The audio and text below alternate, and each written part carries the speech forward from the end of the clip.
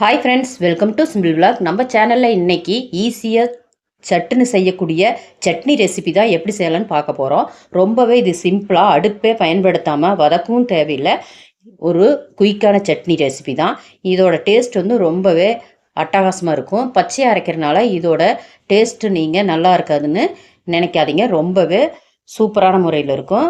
அதனால் இந்த வீடியோ முழுமையாக பார்த்துட்டு இந்த சட்னிக்கு என்னென்ன பொருள் போட்டு எந்த மாதிரி அரைச்சிருக்குன்னு பார்த்து தெரிஞ்சுட்டு நீங்களும் கண்டிப்பாக வீட்டில் ட்ரை பண்ணி பாருங்கள். இட்லி, தோசை, சாதத்துக்கு எல்லாத்துக்கும் ரொம்ப சூப்பராக இருக்கும். நான் வந்து சாதத்துக்கு இந்த சட்னி வந்து செஞ்சுருக்கிறேன். இட்லி தோசைக்கும் இதோட சுவை வந்து வேறு லெவலில் இருக்கும். கட்டாயம் வீடியோ வந்து முழுமையாக பாருங்கள், ஸ்கிப் பண்ணாதீங்க. இந்த மாதிரி ஈஸியான ஒரு சட்னி வந்து கண்டிப்பாக ட்ரை பண்ணி பாருங்கள். இந்த வீடியோ பார்க்குறதுக்கு முன்னால் வீடியோ வந்து லைக் பண்ணுங்கள், சப்ஸ்கிரைப் பண்ணுங்கள், பெல் ஐக்கானில் ஆளுங்கிற பட்டனை கிளிக் பண்ணுங்கள். வாங்க வீடியோக்குள்ளே போய் இந்த அருமையான டேஸ்ட் கொடுக்கக்கூடிய சட்னி வந்து எப்படி செய்யலான்னு பார்க்கலாம். இந்த சட்னி பச்சையாக தான் அரைக்க போகிறோம். அதுக்காக ஒரு மிக்சி ஜார் எடுத்துகிட்டு 4 வெங்காயம் வந்து மேல் தோல் எடுத்துகிட்டு ரெடி பண்ணி வச்சுருக்கிறேன். இதை கட் பண்ணி இந்த மிக்சி ஜாரில் சேர்த்திக்கலாம். நம்ம இதை வந்து பச்சையாக தான் அரைக்க போகிறோம்.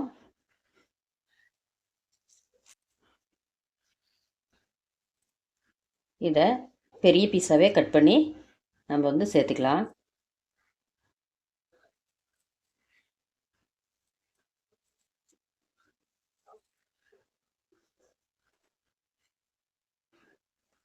இந்த மாதிரி 4 பெரிய வெங்காயத்தையும் கட் பண்ணி சேர்த்திக்கலாம். உங்களுக்கு அதிகமாக சட்னி தேவைப்பட்டதுன்னா நீங்கள் இன்னும் பெரிய வெங்காயம் வந்து ஜாஸ்தியாக எடுத்துக்கோங்க.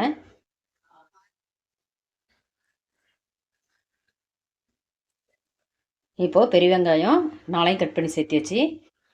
இதோட 3 பழுத்த தக்காளி எடுத்துருக்கிறேன். நல்ல பழமான தக்காளி எடுத்துக்கோங்க. 4 பெரிய வெங்காயம், நான் வந்து பெரிய வெங்காயத்தில் சின்ன சைஸாக இருந்தங்காட்டி 4 எடுத்துட்டேன்.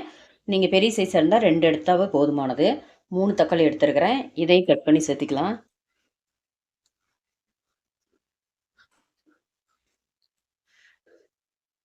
தக்காளியில் இந்த கோம்பு வந்து எடுத்துட்டு எப்பயும் சேர்த்திக்கணும், அது ரொம்ப நல்லது. 2 கட் பண்ணி சேர்த்திக்கலாம், பெரிய பீஸாவே.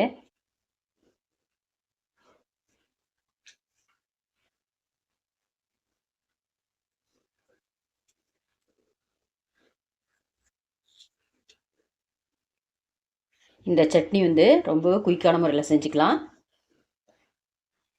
டேஸ்ட்டும் உங்களுக்கு ரொம்ப சூப்பராக இருக்கும். பச்சையாக அரைக்கிறனால பச்சை வாசம் அடிக்குன்னு நினைக்க வேண்டாம். இதோட டேஸ்ட் வந்து அருமையாக இருக்கும். கட்டாயம் இந்த மாதிரி ட்ரை பண்ணி பாருங்கள் ஒரு தடவை, ரொம்பவே உங்களுக்கு பிடிக்கும்.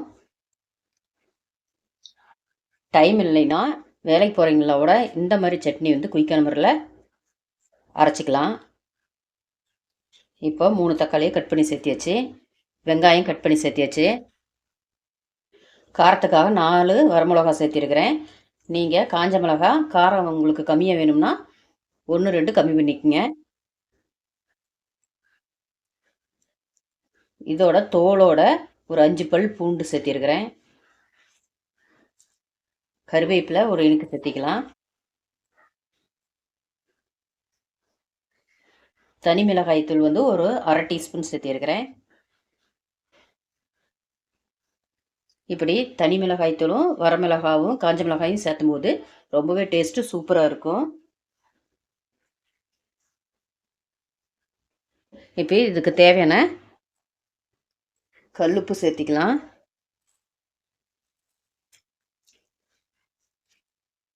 கல்லுப்பு சேர்த்திட்டு கடைசியாக இதுக்கு நல்லெண்ணெய் வந்து தண்ணி சேர்க்க தேவையில்லை. நல்லெண்ணெய் வந்து ஒரு 2 டேபிள் ஸ்பூன் அளவுக்கு இதோட சேர்த்திக்கலாம். இந்த நல்லெண்ணெய் தான் இந்த சட்னிக்கு ரொம்பவே டேஸ்ட்டையும் அல்டிமேட்டான சுவையும் கொடுக்கும். கண்டிப்பாக நல்லெண்ணெய் சேர்த்து அரைச்சி பாருங்கள், ரொம்பவே டேஸ்ட்டாக இருக்கும். இப்போ எண்ணெய் சேர்த்தியாச்சு, இவ்வளோதான் இதுக்கு தேவையான பொருள். இப்போது தண்ணி சேர்க்காமல் நம்ம இதை வந்து ரொம்ப நைஸாக அரைக்காமல் குறன்னு அரைச்சிக்கலாம்.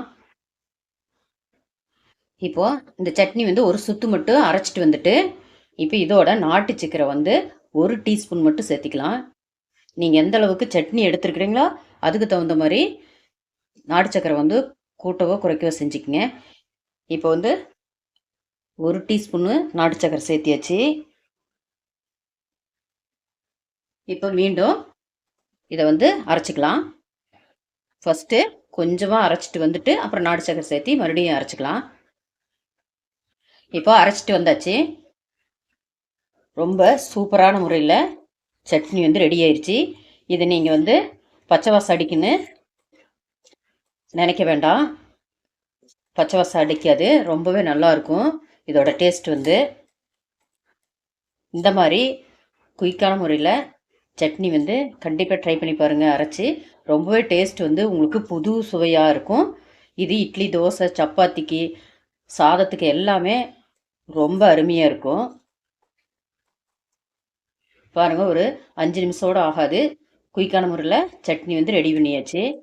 நீங்கள் சட்னி வந்து என்ன சட்னி அரைக்கிறேன்னு யோசிக்கிற டைம்லேயே இந்த டக்குன்னு இந்த சட்னி வந்து அரைச்சிடலாம். அந்த அளவுக்கு இது ஈஸியாகவும் இருக்கும், டேஸ்ட் வந்து புது சுவையாகவும் இருக்கும். கண்டிப்பாக வீடியோ பார்த்துட்டு இந்த மாதிரி ஒரு தடவை சட்னி வந்து ட்ரை பண்ணி பாருங்கள், கட்டாயம். இப்போ சட்னியை ஒரு பாத்திரத்தில் மாற்றிக்கலாம்.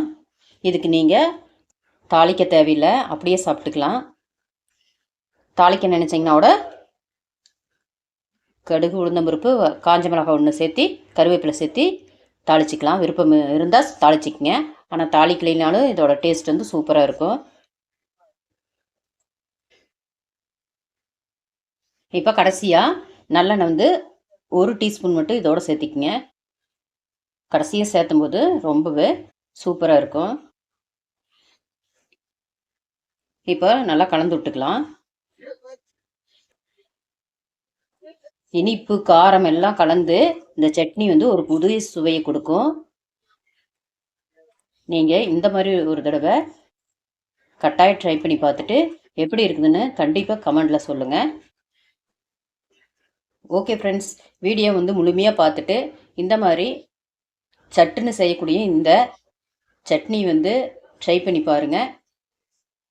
வேறொரு வீடியோவில் புது டேஸ்ட்டில் புது ரெசிபியோட பார்க்கலாம். ஓகே, பாய்.